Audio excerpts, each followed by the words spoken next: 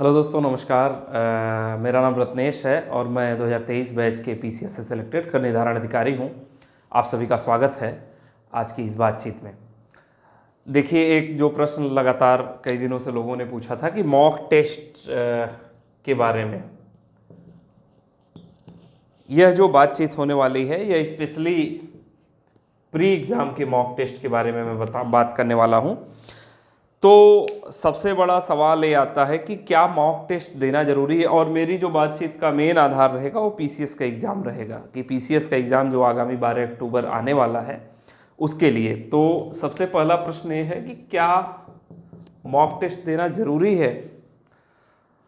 इस संदर्भ में मेरा व्यक्तिगत ये मानना है, हालांकि टू पर्सन डिफरेंट हो सकता है, लेकिन मैं ज़्यादातर चीज़ें कि जो मैं बता रहा हूँ एनालाइज करके ही बता रहा हूँ कि क्या मॉक टेस्ट देना ज़रूरी है। तो देखिए, मैंने एक एग्ज़ाम 2022 का दिया था, तो उसी में एक मॉक टेस्ट दिया था, एक सिंगल मॉक टेस्ट दिया था, और उसमें भी मॉक टेस्ट में 71% सही हो रहा था काट पीट के पूरा, और रियल एग्ज़ाम में आपका 93 क्वेश्चन सही था।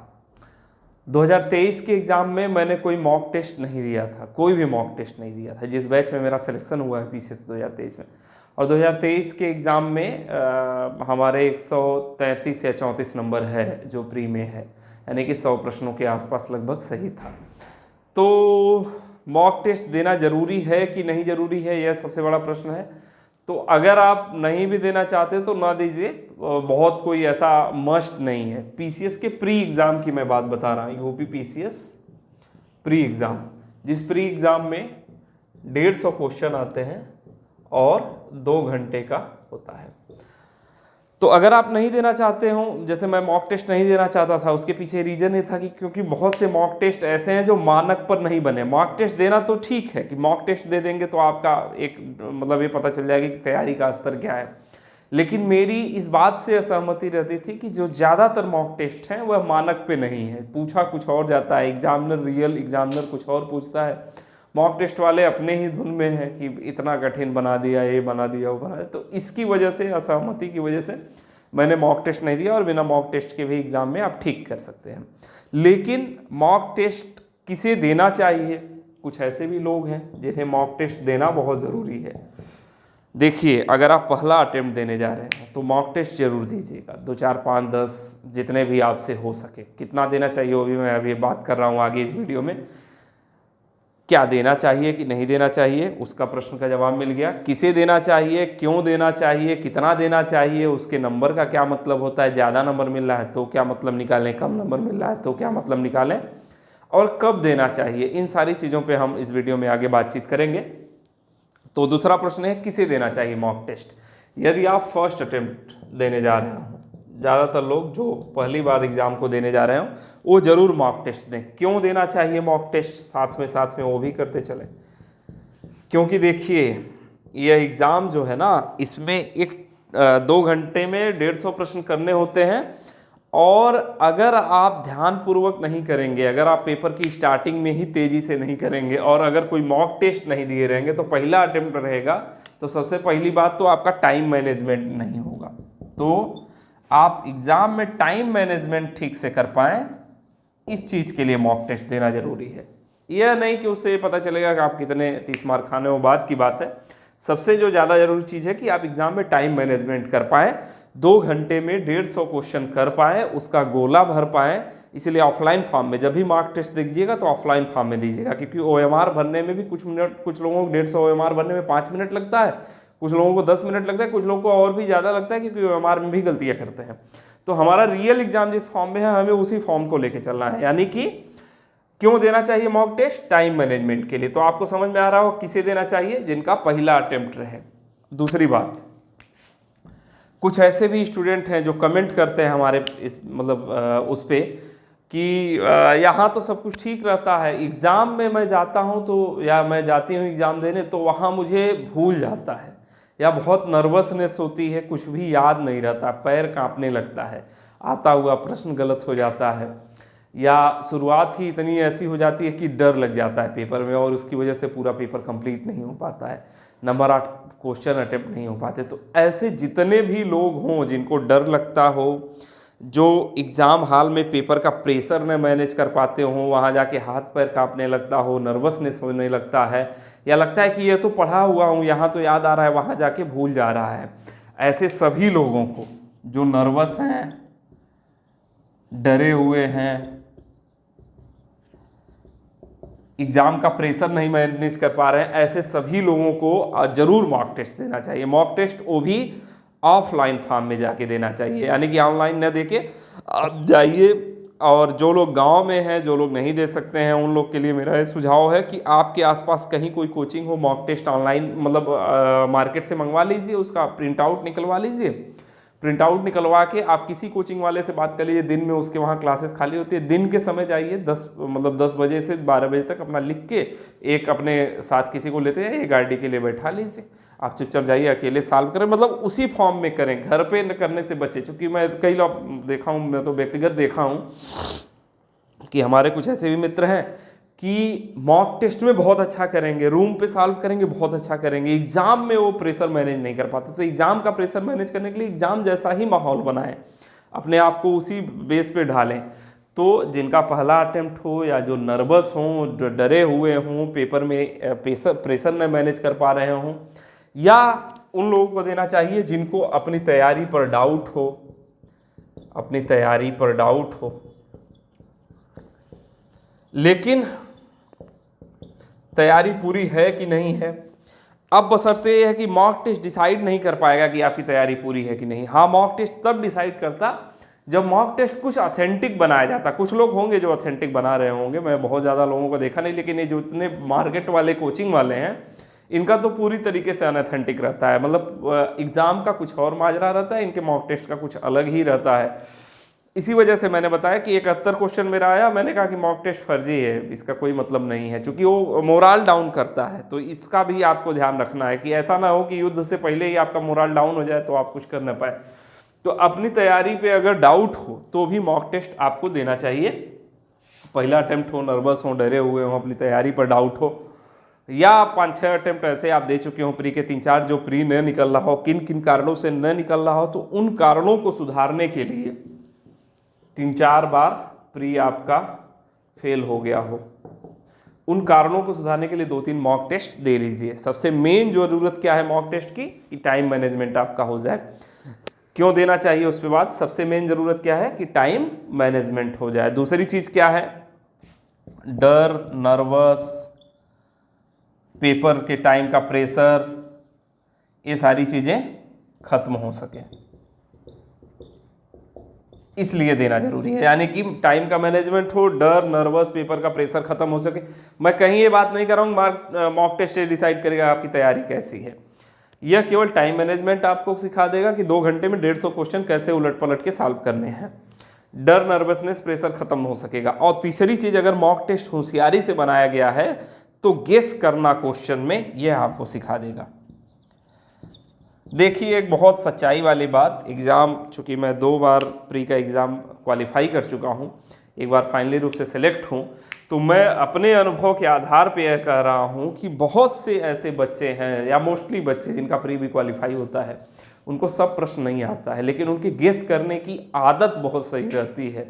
उनका सबकॉन्शियस माइंड में जो रहता है उसको गेस करने की क्षमता बहुत अच्छी रहती है, और वह मॉक टेस्ट देने से क्षमता भी डेवलप होती है।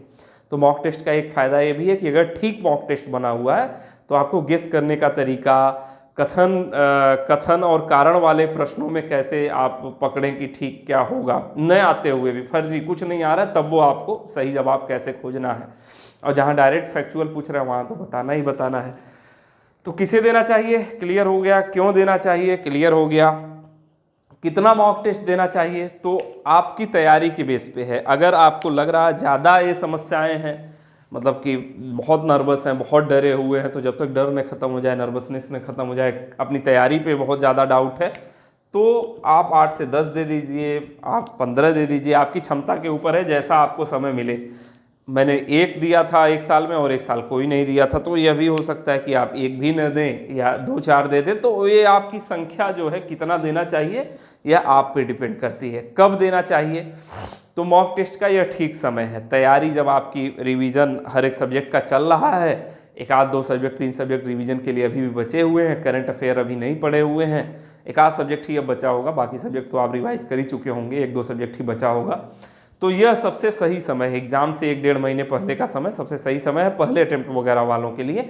और जो 5-6 साल से वरिष्ठ तैयारी करने वाले लोग हैं, वो पूर्व के वर्षों से जो तैयारी कर रहे हैं, वो लोग मॉक टेस्ट चाहे जब दे सकते हैं। एग्ज़ाम और इसके बीच में जब गैप का टाइम होता है उस टाइम भी आप मॉक टेस्ट दे सकते हैं। अब बशर्ते बात रही मॉक टेस्ट के नंबर का क्या महत्व है। मॉक टेस्ट का नंबर आ जाने दीजिए, लेकिन मॉक टेस्ट का नंबर यह डिसाइड नहीं करता है कौन सेलेक्ट होगा कौन नहीं सेलेक्ट होगा। मॉक टेस्ट में 120 नंबर पाने वालों को मैंने 40, 50, 60, 40 तो नहीं देखा है, लेकिन 70-75 नंबर पाते देखा है। नंबर की बात कर रहा हूँ। मॉक टेस्ट में 100 क्वेश्चन सही करने वालों का 60-65 क्वेश्चन सही होते मैंने देखा है फाइनल एग्जाम में। मॉक टेस्ट में मेरा स्वयं का 71 क्वेश्चन सही था और एग्ज़ाम में 93 क्वेश्चन, 95-100 क्वेश्चन सही होते हैं। तो मॉक टेस्ट यह डिसाइड नहीं करेगा, क्योंकि मॉक टेस्ट बनाने वाले की क्षमता, मैं जान रहा हूँ ना, बहुत सारे लोगों को कई बार मौका भी मिला मुझे काम करने का उसमें, लेकिन मैंने कभी वो मॉक टेस्ट बनाने वाले में, चूँकि बहुत कम पैसे में उन लोगों को बनवाना होता है, उसके स्टैंडर्ड का ध्यान कोई नहीं रख रहा है। मार्केटिंग है, ब्रांडिंग है, आप बल्कि ऐसे लोगों से ज़रूर मॉक टेस्ट, जो मेहनती लोग हों, जो अभी एक प्लेटफॉर्म तैयार कर रहे हो, मेहनत करने वाले, उन लोग का मॉक टेस्ट आप लेके सॉल्व कर सकते हैं। लेकिन बहुत बड़े कोचिंग का, ब्रांडेड लोगों का मॉक टेस्ट मैंने देखा है कि मानक पे नहीं है, क्योंकि उनके बनाने वाली टीम वही है, उनके चेक करने वाली टीम वही है, मतलब मेंस वगैरह में भी, और प्री में बनाने वाली टीम वही है कि किसी को दे दिए कुछ पैसा की सेट कर दो, पेपर और सेट कर दिया उठा के। अच्छा, कुछ लोग तो इतना बनाते हैं कि ऐसा ऐसा प्रश्न लाओ कि एकदम धुरंधर से धुरंधर लोग हार मान जाए। भैया नूरा कुश्ती नहीं है। पीसीएस देखिए, एक एग्ज़ाम जो है सिविल सर्विसेज का पूरा एग्ज़ाम आपसे एक सीमा मांगता है, इसके नीचे भी आपकी तैयारी रहेगी नहीं होगा, और इसके ऊपर आप रहेगी तो आप प्रोफेसर बन जाए, विद्वान बन जाए, उस विषय के विशेषज्ञ बन जाए आप। यह एग्ज़ाम जनरलाइजेशन का है, आपको विशेषज्ञ नहीं होना, आपको सामान्यज्ञ होना है, सभी विषयों की आपके पास जानकारी होनी चाहिए। तो इस मार्क से ऊपर की चीज़ें रहेंगी तो वो भी आपके लिए ज़रूरी नहीं है। इसीलिए मैं कहता हूँ, इसीलिए मेरी आपत्ति है, जैसे सोर्सेस लोग पूछते हैं तो सोर्सेस तो हैं, लेकिन सोर्सेस का कॉम्प्रिहेंसन नहीं है, बहुत मोटे मोटे सोर्सेस हैं। दूसरी चीज़ क्या है कि हम लोग उस पर कॉम्प्रिहेंसन किए, अपने कॉम्प्रिहेंसिव नोट्स बनाए, तो नोट्स इतनी गंदे फॉर्म में है कि उसको अपलोड करके भी कोई फ़ायदा नहीं है। उसको फिर मैं रिराइट करवा रहा हूँ, सही करवा रहा हूँ, ताकि आपकी जो भी मदद हो पाए करूँगा। तो सोर्सेस पे मैं काम करवा रहा हूँ, बहुत कम समय मिलता है तो उसी में समय निकाल के उस पर काम कर रहा हूँ। तो जो मेरी शिकायत रहती है कि ज़्यादातर लोग यूपी पीसीएस के एग्ज़ाम के लिए एनालिसिस नहीं कर रहे हैं। यूपीएससी का जितना मटेरियल वही उठा के दे दो, क्वेश्चन चाहे जैसे उठा के दे दो। यूपी पीसीएस पे भी काम करने की ज़रूरत है। यूपी पीसीएस अपने आप में एक बड़ा एग्ज़ाम है। मेरी सारी बातें यूपी पीसीएस और बिहार पीसीएस के लिए है, और इन्हीं दोनों एग्ज़ाम का मेरे पास पूरा डिटेल लो है स्ट्रेटजी, तो उसी के अंतर्गत है, मतलब उसी के मतलब जानकारी के लिए वीडियो ज़्यादा हेल्पफुल होगा। तो मॉक टेस्ट में नंबर का बहुत महत्व नहीं है, नंबर से बिल्कुल ना प्रभावित हो, बस एक बार चेक कर लें कितना आया। अच्छा 75 क्वेश्चन सही है, ठीक। 100 क्वेश्चन सही है, बहुत खुश होने की ज़रूरत नहीं। 75 सही है, बहुत दुखी होने की ज़रूरत नहीं। अगर आपका टाइम मैनेजमेंट हो जा रहा है, डर नर्वसनेस खत्म हो जा रहा है, गेस करने की स्किल ठीक हो जा रही है, बस इसके अलावा और कोई महत्व नहीं है। वर्तमान में जितने भी मॉक टेस्ट बन रहे हैं, या तो मॉक टेस्ट उस मानक पे बनाया जाए, उतनी मेहनत करके बनाया जाए। मैं अपने नोट्स मेंटेन करवा रहा हूँ, उसके लिए मुझे बहुत मेहनत करने की ज़रूरत पड़ रही है, क्योंकि अभी नोट्स करवा रहा हूँ तो उसमें मेरी ये कोशिश रहती है कि उसको और अपडेट कर लिया जाए और अच्छा कर लिया जाए, ताकि आपके प्रति जो जिम्मेदारी है, जवाबदेही है, वह ज़्यादा रहे। देखिए जो भ्रष्टाचार होता है ना, वो कोई केवल एक फॉर्म में नहीं होता कि सरकारी नौकरी में जो भ्रष्टाचार की परिभाषाएं हैं कि सरकारी नौकरी में रहने वाला व्यक्ति वहाँ पे अगर कोई ऐसा करता है तो भ्रष्टाचार के कई फॉर्म हैं, और उसमें से एक फॉर्म ये भी है कि आप गुमराह कर रहे हैं चीज़ों को। आपको जो एक्चुअल काम है, आपको एनालिसिस करने की जहाँ ज़रूरत है, बिना एनालाइज किए आप कुछ भी दे दे रहे हो, क्योंकि आपको पैसे लेना है, आपको पैसे मिल जाएगा, और उसके बाद फिर जो बच्चा पढ़ेगा उसका समय बर्बाद हो रहा है। और कई बार तो इस एग्ज़ाम से लोग थक के छोड़ देते हैं, केवल इन्हीं लोगों की वजह से, ऐसे चीज़ों की वजह से। तो बहुत कॉम्प्रिहेंसन की ज़रूरत है, बहुत सेलेक्टेड मतलब सब चीज़ नहीं डाला जा सकता। तो मॉक टेस्ट को भी बहुत ध्यानपूर्वक बनाने की ज़रूरत है। अभी वर्तमान के लिए जो मॉक टेस्ट है, किसे देना चाहिए मैंने बता दिया, क्यों देना चाहिए, कितना देना चाहिए वो भी बता दिया, उस पर बात हो चुकी। कब देना चाहिए, तो यह बेहतर समय है। दूसरी चीज़ें है कि उसके नंबर का बिल्कुल घंटा भर रत्ती भर मतलब नहीं होता है। बस उसको आप दे दें, बाकी चीज़ों को मैनेज करते रहें, अपने रिवीजन पे फोकस करें, अपना जो पढ़ाई किए हैं, अपनी स्टैंडर्ड किताबों से जो नोट्स बनाए हैं उस पर फोकस करें, क्योंकि एग्जामिनर और मॉक टेस्टर में बहुत अंतर है। एग्जामिनर जो सोचता है वो उस सोच को जब आप मैच कर पाएंगे तभी आप इस एग्ज़ाम में क्वालिफाई कर पाएंगे। आज के लिए बस इतना ही, धन्यवाद, नमस्कार।